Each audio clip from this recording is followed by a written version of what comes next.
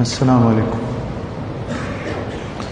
بسم اللہ الرحمن الرحیم. الحمد للہ رب العالمین والصلاة والسلام علی رسول اللہ وعلی آلہ وصحبہ ومن تبعهم بإحسان الی یوم الدین.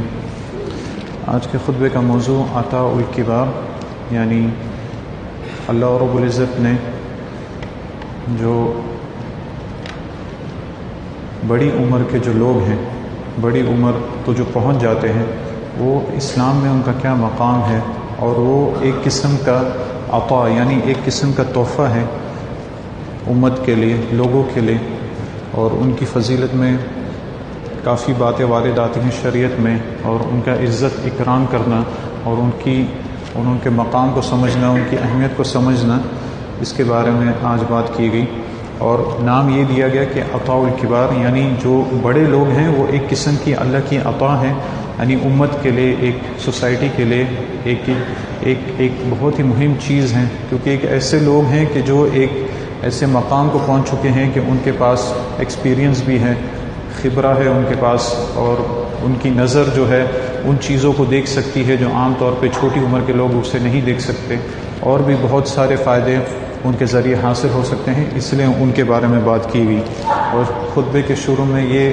کہا گیا کہ ان کا احترام کرنا، ان کا اجلال کرنا یہ دینی واجب ہے، یعنی یہ دین کی طرف سے ہمارے اوپر لازم ہے، اور احادیث بھی اس کے بارے میں ذکر کی گئی. اور ایک بہت مہم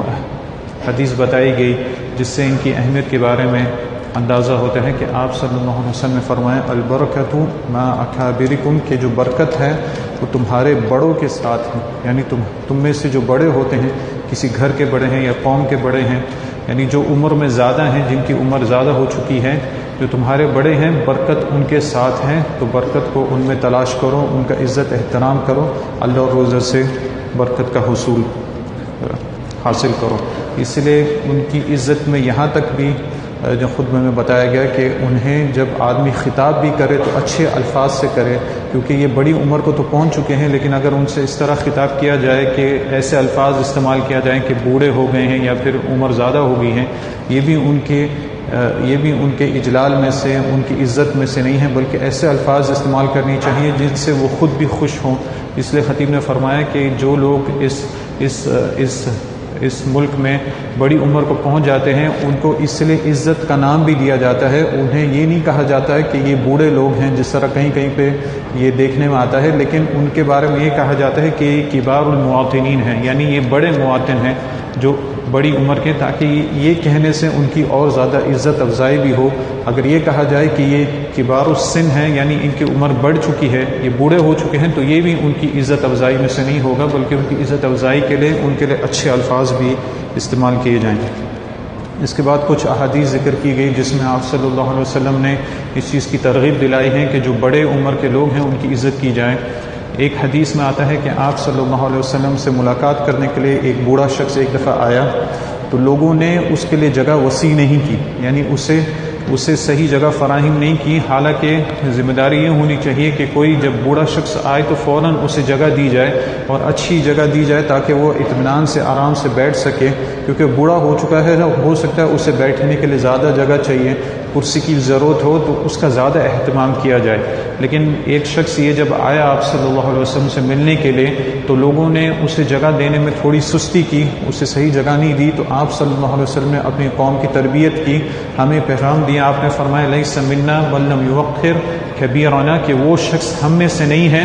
جو کہ بڑوں کی عزت نہیں کرتا. اور دوسرے الفاظ میں یہ ہے کہ آپ نے فرمایا کہ جو اپنے بڑوں کے حق کو نہیں پہچانتا، ایسا شخص ہم میں سے نہیں ہے، یعنی ہمارے طریقے پہ نہیں ہے، آپ صلی اللہ علیہ وسلم کی سنت پہ نہیں ہے. تو یہ شدید بات ہے کہ بڑوں کی عزت کرنا یہ تو ایک ایسی مثال تھی یہ، لیکن جیسا بھی موقع آپ کو ملتا ہے بڑوں کی عزت کرنے کا، ان کا احترام کرنے کا، چاہیے کہ ان کا احترام کریں، کس قسم کا بھی موقع ہو. مثال کے طور پہ یہ بات یہاں پہ پیش کی گئی کہ انہیں جگہ فراہم کرنا تاکہ مجلس میں آرام سے سکون سے بیٹھ سکے، تو یہ شخص بڑوں کا احترام کرنے کو سمجھ سکتا ہے. اسی طرح آپ صلی اللہ علیہ وسلم سے یہ بھی وارد آتا ہے کہ جب آپ کچھ لوگوں کے ساتھ بیٹھے ہوتے اور آپ اور کوئی چیز آتی پینے کے لیے، یعنی کوئی بھی چیز اگر پیش کی جاتی، پانی ہو یا دودھ وغیرہ ہو پینے کے لیے، تو آپ قوم کے بڑوں سے شروع کرتے. آپ کہتے تھے کہ بڑوں کو پہلے دو، بڑوں سے شروعات کرو، یہ بھی ان کے احترام میں ہے، یہ بھی ان کی عزت افزائی میں سے ہے. اسی طرح اگر آپ کی مجلس میں کچھ لوگ آ گئے اور انہوں نے آپ کے سامنے کوئی مسئلہ پیش کرنا ہے، یعنی ایک سے زیادہ لوگ ہیں اور انہوں نے کوئی بات آپ کے سامنے پیش کرنی ہے، تو آپ یہ حکم دیتے کہ کبر، جو بڑا ہے وہ پہلے بات کرے. یعنی چھوٹے کو بھی موقع ملے گا لیکن وہ بڑے کے سامنے پیش قدمی نہ کرے، پہلے بڑے کو موقع دیا جائے، پہلے جو بڑا شخص ہے عمر میں وہ بات کرے، بعد میں چھوٹوں کو موقع دیا جائے گا. اس طرح ایک مقام پہ ایسا ہوا بھی تھا کہ جن کچھ صحابہ ایک کیس لے کے آپ کے سامنے پیش ہوئے تھے، ایک خون ہو گیا تھا تو اس کے بارے میں بات کرنی تھی. تو جب آپ کے سامنے پیش آئے تو یہ دو بھائی تھے، ان میں سے چھوٹے نے کوشش کی پہلے بات کرنے کی، تو آپ صلی اللہ علیہ وسلم فرمایا کبر، جو بڑا ہے پہلے اس سے بات کرنے دو. یہ اس کی عزت اور احترام ہے کہ بڑا پہلے بات کرے، چھوٹے کو بھی موقع ملے گا لیکن بڑے کے بعد.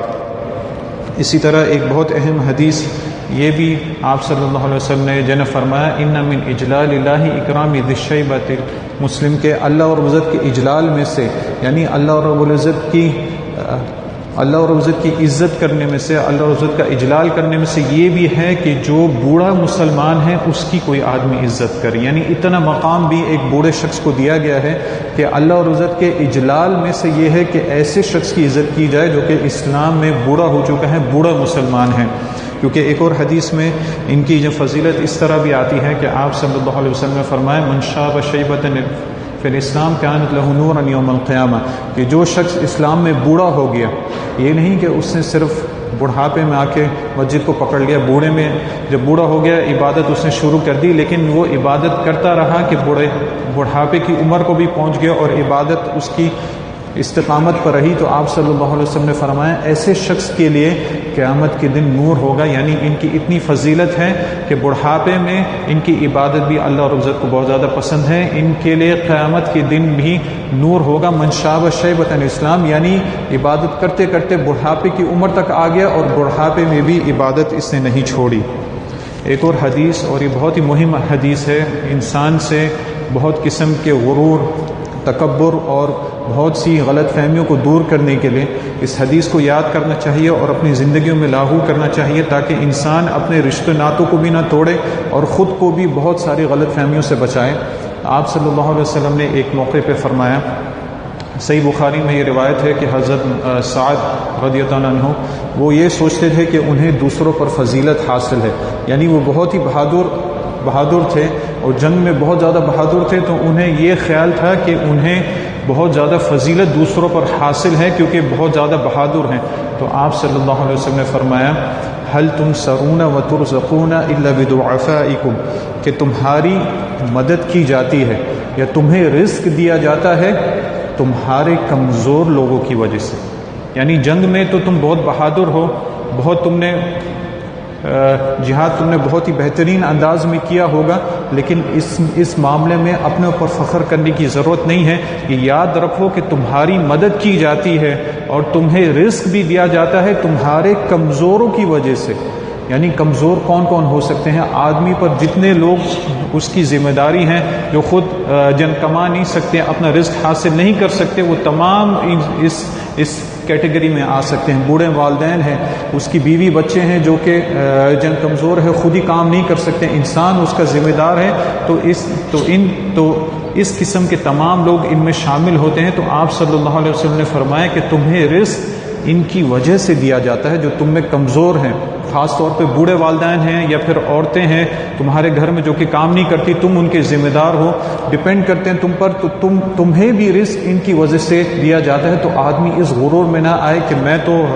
جن کما رہا ہوں اور یہ لوگ بیٹھ کے کھا رہے ہیں. اللہ رب العزت نے آپ صلی اللہ علیہ وسلم یہاں پہ ہمیں بتا دیا کہ تمہاری مدد بھی ان کی وجہ سے کی جاتی ہے اور تمہیں رزق بھی انہی کی وجہ سے دیا جاتا ہے. تو غرور میں پڑنے کی کوئی ضرورت نہیں ہے. تو کوئی شخص اپنے ذہن میں یہ خیال نہ رکھے کہ میں کما رہا ہوں اور میرے اتنے پیسے میں نے اپنے والدین کو دینا پڑتا ہے، کتنے سارے پیسے ان کے پاس میرے نکل جاتے ہیں، تو اسے یہ بات ذہن میں رکھنا چاہیے، پہلے تو وہ اپنا فریضہ انجام دے رہا ہے، ماں باپ نے اسے اتنا بڑا کیا، ابھی اس کا حق بنتا ہے کہ والدین کا خیال کرے، بلکہ آپ صلی اللہ علیہ وسلم نے احادیث میں اتنا تک بتا دیا ہے کہ اگر باپ چاہے تو اپنے بیٹے کے مال میں سے بغیر پوچھے بھی اگر لے لے، حق معروف طریقے سے، یعنی بیٹے کے سامنے لے لے کچھ، تو بیٹے کو منع کرنے کا بھی کوئی حکم نہیں ہے، بیٹا منع بھی نہیں کر سکتا، اگر معروف طریقے سے لے لے، اپنے استعمال کے لیے کچھ لے لے تو باپ کو اتنی بھی اجازت ہے۔ تو کسی کے دل میں یہ خیال نہیں ہونا چاہیے کہ میں اپنے بوڑھے ماں باپ کو دے رہا ہوں تو میرا پیسہ اور کم ہو رہا ہے، یہ خیال دل میں لے کے آئے کہ ان کی برکت کی وجہ سے اللہ مجھے رزق دے رہا ہے، میرے بوڑھے ماں باپ جو ہیں ان کی برکت کی وجہ سے، کمزور جو ہیں ان کی وجہ سے مجھے رزق دیا جاتا ہے۔ اسی طرح جب اپنی بیوی اور اپنے بچوں پر خرچ کرتا ہے جو کہ کمزور ہیں، اس کے سامنے کمزور ہے اور یہ ان کا ذمہ دار ہے، اس میں بھی خوشنودی سے خرچ کرے، کیونکہ یہ سوچے کہ ان کی وجہ سے رزق مجھے عطا کیا جا رہا ہے، یہ لوگ کمزور ہیں اور ان کی برکت کی وجہ سے بھی اللہ عزت جل مجھے رزق عطا فرمائے۔ تو یہ حدیث بہت ہی مہم ہے، آدمی غرور میں نہ پڑے، تکبر میں نہ پڑے، یہ چیز اس کے ذہن میں نہ آئے کہ میں کما رہا ہوں سب کھانے والے ہیں، یہ یاد رکھے کہ رزق دینا یہ اللہ کا کام ہے، اور آپ صلی اللہ علیہ وسلم نے ہمیں بتایا کہ تمہیں رزق تمہارے کمزوروں کی وجہ سے دیا جاتا ہے۔ حتیٰ کہ کوئی شخص اگر اس نے اپنے آپ کو علم حاصل کرنے کے لیے، خالص علم حاصل کرنے کے لیے اپنے آپ کو رکھ دیا ہے اور اتنا کام کاج نہیں کر سکتا، تو ایسے لوگوں کی فضیلت بھی سامنے آتی ہے۔ آپ صلی اللہ علیہ وسلم کے سامنے ایک دفعہ ایک بھائی نے آ کے اپنے بھائی کی شکایت کی، یعنی یہ ایک بھائی جو تھا وہ ہمیشہ کام کاج میں لگا رہتا تھا، گھر کا خرچہ وغیرہ اسی کی ذمہ داری تھا، اور دوسرا بھائی جو تھا وہ آپ صلی اللہ علیہ وسلم کی مجلس میں بیٹھتا، احادیث سنتا، یعنی علم حاصل کرتا، اس نے اپنے آپ کو اس کام کے لیے خاص کیا ہوا تھا کیونکہ اسے علم کا شوق زیادہ تھا۔ تو جو بھائی کام کرتا تھا اس نے آ کے آپ صلی اللہ علیہ وسلم کے سامنے شکایت کی کہ اللہ کے رسول میں کام کرتا ہوں اور یہ گھر کے کاموں میں کوئی بھی حصہ نہیں لیتا، یعنی ہمیشہ یہ علم حاصل کرنے میں لگا رہتا ہے، کیونکہ یہ شخص اس نے اپنا آپ کو اس چیز کے لیے خاص کر دیا ہے، تو اس کے لیے ضروری ہے کہ وقت علم حاصل کرنے کے لیے دے۔ تو اس موقع پہ بھی آپ صلی اللہ علیہ وسلم نے اس بھائی سے کیا کہا، لعلک ترزق بہ، کہ تجھے بھی رزق اس کی وجہ سے دیا جا رہا ہے، یعنی تیرے اس بھائی کی برکت کی وجہ سے تجھے بھی رزق دیا جا رہا ہے۔ اور مفسرین نے یعنی اس حدیث کی شرح میں یہاں تک بھی معنی اس طرح لکھا ہے کہ تو اس کی شکایت کر رہا ہے، حالانکہ اس کی وجہ سے تجھے دیا جاتا ہے، اس کی برکت کی وجہ سے جو وہ علم حاصل کر رہا ہے، بیٹھ رہا ہے تیرے سامنے کمزور، تو اس کو سمجھ سکتا ہے کہ وہ کام نہیں کر رہا، لیکن اس کی برکت کی وجہ سے رزق تجھے دیا جا رہا ہے۔ تو آدمی اپنے دماغ میں غرور وغیرہ نہیں لے کے آئے، اگر کما رہا ہے تو اللہ کا احسان ہے، اگر کمزوروں پہ خرچ کر رہا ہے تو یاد رکھے کہ کمزوروں کا بھی اس پر احسان ہے کہ کمزوروں کی وجہ سے اسے رزق دیا جا رہا ہے۔ تو یہ بات اپنے ذہن میں رکھنا، اس حدیث کو یاد رکھنا بہت ہی مہم ہے، اور جو کبار السن ہیں ان کی اس فضیلت کو اپنے ذہن میں رکھے کہ ان کی برکت سے تمہاری مدد بھی کی جاتی ہے اور تمہیں رزق بھی دیا جاتا ہے۔ اسی طرح ایک اور چیز جو کہ کبار السن کے ساتھ خاص یہ بھی ہے، یعنی جن کی عمر زیادہ ہو چکی ہے، ان میں عام طور پر دنیا کی رغبت ختم ہو جاتی ہے، ان میں اخلاص بہت زیادہ ہوتا ہے، تو ان سے دعا کہنے کو بھی کہنا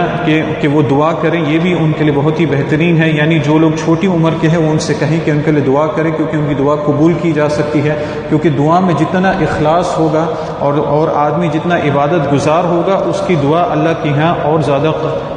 قابل قبول ہوگی اور زیادہ جلدی قبول ہوگی، اس لیے چاہیے کہ ان کی دعا کو قبول کیا کہ ان سے دعا کا درخواست بھی کیا جائے، اور یہ جائز وسائل میں سے ہے، یعنی جتنے جائز وسیلے ہیں اس میں سے جائز وسیلہ یہ ہے کہ کوئی اگر بوڑھا شخص آپ اسے جانتے ہیں نیک ہے عبادت کرنے میں، تو اس سے دعا کرنے کے لیے کہیں، جس طرح حضرت عمر رضی اللہ عنہ سے ثابت بھی آتا ہے کہ جب حضرت عمر رضی اللہ عنہ کا دور خلافت تھا اور بارش نہیں ہو رہی تھی، لوگوں نے قحط سالی کی شکایت کی، تو حضرت عمر رضی اللہ عنہ حضرت عباس رضی اللہ عنہ کو لے کے آئے جو کہ آپ صلی اللہ علیہ وسلم کے چچا ہیں، اور آ کے کہا کہ اے اللہ، جب تک آپ کے نبی زندہ تھے تو وہ دعا کرتے تھے، ان کی دعا کی برکت سے آپ بارش نازل کر دیتے ہیں، لیکن ابھی نبی کریم صلی اللہ علیہ وسلم کا انتقال ہو چکا ہے، دنیا سے ان کا رابطہ بالکل ختم ہو چکا ہے، ابھی ہمارے لیے وہ کوئی دعا وغیرہ نہیں کر سکتے، تو ہم ان کے چچا کو لے کے آئے ہیں، یعنی حضرت عباس رضی اللہ عنہ، عمر میں بھی بڑے ہیں، عمل میں بھی ہم سے زیادہ ہیں، تو ان کی دعا کی برکت سے تو ہمارے لیے بارش نازل کر دے، یعنی کسی بوڑھے شخص کو جو کہ زندہ ہے، جو زندہ ہے اور عمل بھی اس کا نیک ہے، اس سے دعا کہنے کو کیا جائے، یہ جائز وسائل میں سے ہے، لیکن شرط ہے کہ زندہ بھی ہو اور نیک اعمال بھی اس کے ظاہر ہوں۔ تو صحیح بخاری کی روایت ہے کہ حضرت عباس رضی اللہ عنہ دعا کرتے تو اللہ رب العزت ان کی دعا کی برکت سے بارش برسا دیتا، یعنی یہ بھی ان کی برکت ہے جو کہ بڑی عمر کو پہنچ چکے ہیں کہ ان کی دعا میں زیادہ اخلاص ہوتا ہے، اور اللہ رب العزت کے یہاں قابل قبولیت اس میں زیادہ جلدی قابل قبول بھی ہو سکتی ہے، جس طرح حضرت عمر رضی اللہ عنہ کے جنم قصے سے ثابت ہیں۔ اس کے بعد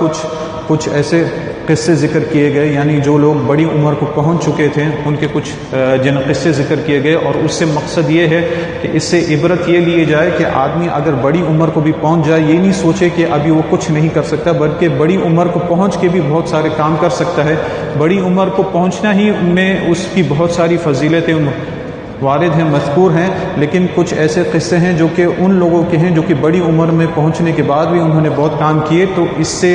عبرت لیں۔ اگر کوئی شخص بڑی عمر کو پہنچ بھی چکا ہے تبھی اس سے یہ سوچنا چاہیے کہ ابھی بھی وہ بہت سارے کام سر انجام دے سکتا ہے، جس طرح مثال دی گئی ابو الانبیاء ابراہیم علیہ السلام کی، یعنی ابراہیم علیہ السلام یہ بہت ہی بڑی عمر کو پہنچ چکے تھے، اور اس کے بعد جب فرشتے ان کے پاس آئے اور انہیں بشارت دی کہ آپ کا بچہ ہونے والا ہے، آپ کا بیٹا ہونے والا ہے، تو ابراہیم علیہ السلام نے اس وقت ان سے کہا کہ قال ابشرتمونی علی ان مسنی الکبر فبم تبشرون، کہ تم مجھے بشارت دینے آئے ہو، خوشخبری دینے آئے ہو، جبکہ مجھے بڑھاپے نے آ لیا ہے، بڑھاپے نے مجھے پکڑ لیا ہے، تم کس چیز کی خوشخبری دے رہے ہو؟ یعنی اس عمر میں میرا بچہ ہوگا؟ تو فرشتوں نے جواب دیا قالوا بشرناک بالحق فلا تکن من القانطین، یعنی اس گفتگو میں ہمارے لیے بہت ہی بہترین پیغام ہے، کیونکہ ہماری عادت ہی بن چکی ہے کہ ہم جلدی مایوس ہو جاتے ہیں، جلدی نا امید ہو جاتے ہیں۔ ابراہیم علیہ السلام اتنی بڑی عمر کو پہنچ چکے ہیں، فرشتے آ کے بشارت دے رہے ہیں کہ آپ کا بیٹا ہونے والا ہے، کہتے ہیں کہ میں اتنا بوڑھا ہو چکا ہوں، ابھی آ کے خوشخبری دے رہے ہوں؟ فرشتے کہتے ہیں بشرناک بالحق، ہم آپ کو حق بشارت دے رہے ہیں، یعنی سچی بات ہم آپ کو اللہ کی طرف سے پیغام آ کے دے رہے ہیں، فلا تکن من القانطین، تو آپ مایوس ہونے والوں میں سے نہ ہو، ایسے لوگوں میں سے نہ ہو جو اللہ رب العزت کی رحمت سے مایوس ہو جاتے ہیں۔ تو ابراہیم علیہ السلام جو اتنی بڑی عمر کو پہنچ چکے ہیں، اور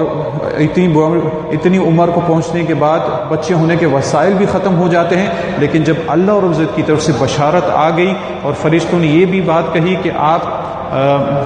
نا امید ہونے والوں میں سے نہ ہو، تو فوراً ہمیں ایسی بات بتائی جو کہ ہمارے لیے بہت ہی مفید ہے۔ ابراہیم علیہ السلام نے فرمایا قال ومن یقنط من رحمت ربہ الا الضالون، کہ اللہ رب العزت کی رحمت سے مایوس ہونے والے صرف گمراہ لوگ ہی ہوتے ہیں، یعنی کوئی بھی ایسا کام اللہ رب العزت کے لیے کوئی مشکل نہیں ہے۔ میں اتنی عمر کو پہنچ چکا ہوں لیکن حقیقی بشارت مجھے مل گئی ہے، تو اللہ رب العزت کی رحمت سے مایوس ہونا یہ گمراہ لوگوں کا کام ہے۔ تو زندگی کے کسی مرحلے میں بھی کسی چیز سے بھی آدمی مایوس نہ ہو، اللہ رب العزت سے دعا کرے، اور اس چیز سے مایوس نہ ہو کہ اللہ رب العزت اس کے حالات کو بدل سکتا ہے، اللہ جب چاہے جیسا چاہے کرے۔ ابراہیم علیہ السلام کا قصہ آپ کے سامنے، زکریا علیہ السلام کا قصہ آپ کے سامنے ہے کہ اتنی بڑی عمر کو پہنچنے کے باوجود اللہ رب العزت نے انہیں اولاد عطا فرمائی، حالانکہ ظاہری طور پر ان کے تمام وسائل ختم ہو چکے تھے، اس کے باوجود اللہ رب العزت نے انہیں اولاد عطا فرمائی اتنی بڑی عمر میں۔ پھر اللہ رب العزت نے انہیں اولاد عطا فرمائی اسماعیل علیہ السلام، اور انہی کے ساتھ مل کے ابراہیم علیہ السلام اتنی بڑی عمر کو پہنچنے کے بعد انہوں نے کعبہ کی تعمیر کی، یعنی اللہ رب العزت نے انہیں اور ان کے بیٹے اسماعیل کو حکم دیا کہ وہ کعبہ کی تعمیر کریں، تو ان باپ بیٹے نے علیہم السلام مل کے خانہ کعبہ کی تعمیر کی، اور ساتھ ساتھ دعا بھی کرتے تھے کہ اللہ رب العزت ہم سے اس عمل کو قبول فرمائے اور اللہ رب العزت ہمیں سیدھی راہ بھی دکھائے، یعنی یہ دعا بھی ان کی وہاں پہ وارد ہے۔ تو اتنی بڑی عمر کے بعد بھی آدمی بہت سارے بڑے بڑے کام انجام دے سکتا ہے۔ ابراہیم علیہ السلام کے اس قصے میں ہمارے لیے عبرت ہے۔ اسی طرح ایک اور مثال حضرت ابو بکر صدیق رضی اللہ عنہ کی دی گئی کہ جب ان کا دور خلافت آیا تب ان کی عمر تقریباً 60 سال سے زیادہ ہو چکی تھی، لیکن جب انہوں نے خلافت کو سنبھالا تب یہ ایک آدمی ہیں جنہوں نے پوری امت کو پوری امت کو اس وقت جنت سنبھالا تھا۔ علماء کا قول ہے کہ اگر آپ صلی اللہ علیہ وسلم کے بعد امت کے پر مصیبت آنے کے بعد کسی نے امت کو سنبھالا ہو تو وہ خاص 2 لوگ ہیں، ان میں سے ایک حضرت ابو بکر صدیق رضی اللہ عنہ، کیونکہ آپ صلی اللہ علیہ وسلم کے انتقال کے بعد بہت سارے لوگ مرتد ہو گئے تھے، یعنی دین اسلام سے پھر گئے تھے، اور بہت سارے لوگوں نے بغاوت کر دی تھی، تو ان سب کو ایک پلیٹ فارم پہ جمع کرنا، یعنی صحیح معنوں میں ان کے خلاف ایکشن لینا، یہ حضرت ابو بکر صدیق رضی اللہ عنہ کا کام تھا۔ ان کی عمر 60 سال سے زیادہ تھی، اس کے باوجود اتنے سے عرصے میں انہوں نے اتنا کام کیا۔ خود میں یہ بھی بتایا گیا کہ اس عمر کے بعد ان کا ایک بہت بڑا کارنامہ یہ بھی تھا کہ انہوں نے قرآن مجید کو جمع کر دیا، کیونکہ اس سے پہلے قرآن مجید مختلف لوگوں کے پاس تھوڑا تھوڑا تھا، ایک جگہ جمع نہیں تھا، ایک جگہ لکھا ہوا مصحف میں نہیں تھا، لیکن یہ حضرت ابو بکر رضی اللہ عنہ جو کہ اتنی بڑی عمر کو پہنچ چکے تھے، ان کی برکت تھی کہ انہوں نے قرآن مجید کو بھی باقی آنے والی امت کے لیے جمع کر دیا ایک جگہ۔ تو اس لیے چاہیے کہ بڑی عمر والوں کی عزت کریں اور ان کے شرف کو سمجھیں۔ اسی طرح احادیث میں ان کی فضیلت اس طرح ذکر کی گئی ہے کہ آپ صلی اللہ علیہ وسلم سے یہ سوال کیا گیا کہ اللہ کے رسول کس قسم کے لوگ سب سے بہترین ہیں، یعنی سب سے خیر قسم کے لوگ کون ہیں؟ تو آپ نے فرمایا من طال عمرہ وحسن عملہ، کہ اس قسم کے لوگ بہترین ہیں جن کی عمر لمبی ہو، یعنی لمبی عمر ان کی ہو اور ان کا عمل بہت ہی بہترین ہو، ان کا عمل بہت اچھا ہو، یہ سب سے بہترین قسم کے لوگ ہیں۔ تو اللہ اور عزت نے اگر کسی کو لمبی عمر دی ہے تو اسے چاہیے کہ اچھے عمل کرے، نیک عمل کرے، تاکہ بہترین لوگوں میں شامل ہو سکے۔ کیونکہ آپ سے یہ بھی پوچھا گیا کہ بدترین قسم کے لوگ کون ہیں، تو آپ نے جواب اسی قسم کا دیا کہ جس کی عمر لمبی ہو لیکن اس کا عمل اچھا نہ ہو۔ تو یہ بدترین قسم کے لوگ ہیں کہ عمر تو لمبی ہے لیکن ان کا اعمال اچھے نہیں ہیں، تو یہ لوگ بدترین قسم کے لوگوں میں شامل ہو سکتے ہیں۔ تو جس کو اللہ نے لمبی عمر دی ہے اسے چاہیے کہ نیک عمل کرے، اور اگر کوئی آدمی اسے جوانی سے یا شروع سے نیک عمل کی عادت نہیں ہے، بعد میں عادت ڈالی ہے، تو جتنا نیک اعمال اس سے ہو سکتا ہے چاہیے کہ اتنا کرے۔ اگر زیادہ سے زیادہ نہیں ہو سکتا ہے تو کم سے کم اللہ اور عزت کا ذکر کرے، یعنی فرض عبادات کے علاوہ۔ کیونکہ آپ صلی اللہ علیہ وسلم سے ایک دفعہ ایک شخص نے آ کے جن سوال کیا کہ اور یہ بھی ذکر کیا گیا ہے کہ اس آدمی کی عمر تھوڑی زیادہ ہو چکی تھی، تو اس نے آپ صلی اللہ علیہ وسلم سے آ کے جن سوال کیا، یا رسول اللہ ان شرائع الاسلام قد